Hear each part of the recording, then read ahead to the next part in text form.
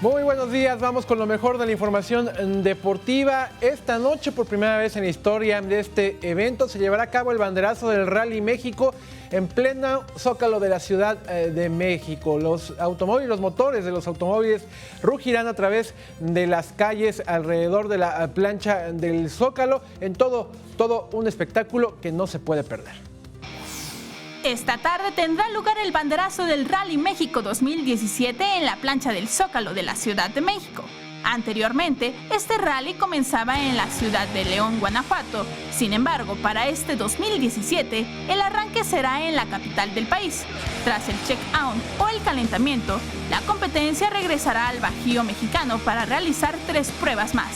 El Rally México ha sido parte del calendario oficial del Campeonato Mundial de Rallys desde el 2004 y ha tenido como sede a Guanajuato. La única ocasión en la que no fue incluido en el WRC fue en el 2009.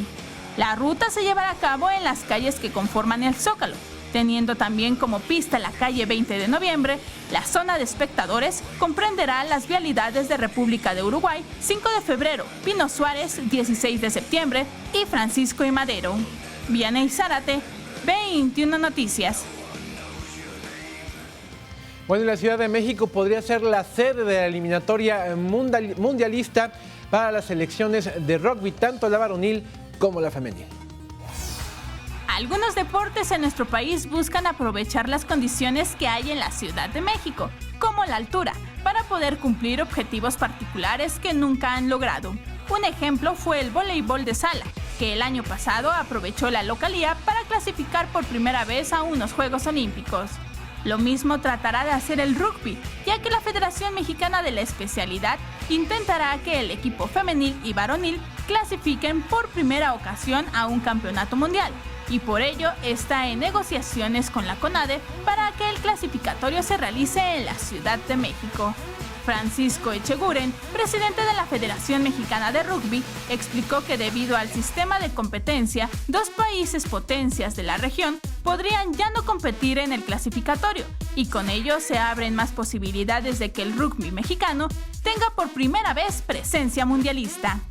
Vianey Zárate, 21 Noticias.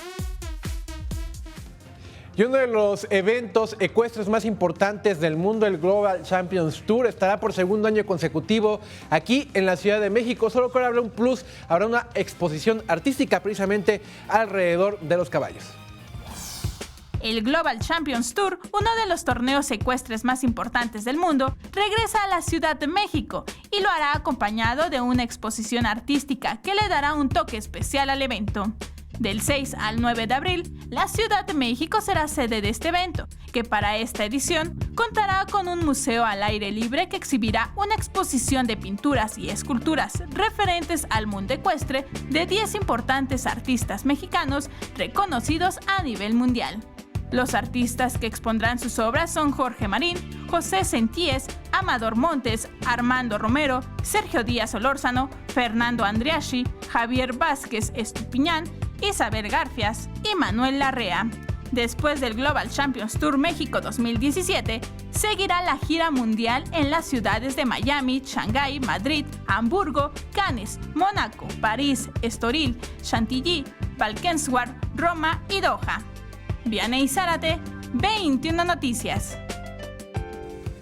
Bueno, y anoche quedaron definidos ya los cuartos de final de la Copa MX. Mala noticia para los americanistas, quedan eliminados del torneo al caer en Tijuana 1-0 con los Xolos. Y así quedan las llaves de los cuartos de final. Ahí me las aguantan tantito, por favor. Monterrey frente a Puebla.